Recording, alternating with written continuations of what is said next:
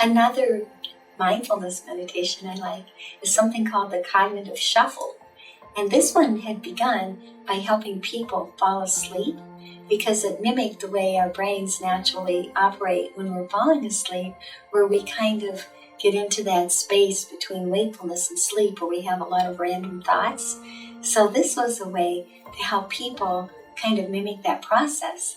And so you can do it yourself, where you're just thinking of these random kinds of words or phrases.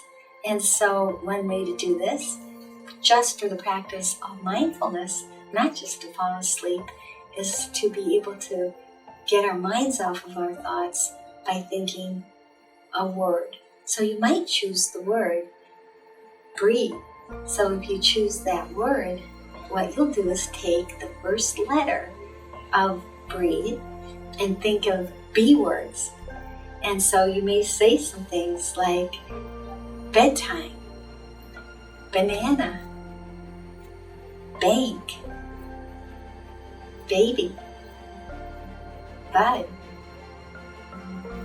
bean. Whoops, I just thought that I was associating two words together, so it's better if they're not words that are too closely linked. So if you try to do this, try to make them be very different words because your mind could go off on a story. So then R. So you may think the R in breathe. What are some R words? And so they could be something like being able to think, relax, be able to think of rain, being able to think of running. And if something seems to be a little bit of a trigger for not feeling so relaxed, that's good to notice too. So if we're thinking of words that might be less than relaxing, that's okay.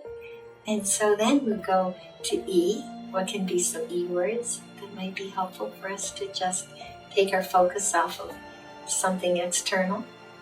We can think of words like maybe start with elephant, maybe start with eat, maybe begin to think of a word that might be longer, like elaborate. Think about being with a friend and thinking about being excited. So any way that we can bring in some words, but then stop there after that word is going to help us relax, and so forth. So then we can go through any word and just take the letters of the word itself and think of random words or phrases that come to mind. So there are many apps that are available now, and I find them useful. I use apps, although when I started it was just sitting and relaxing, not using too many things to guide my meditation.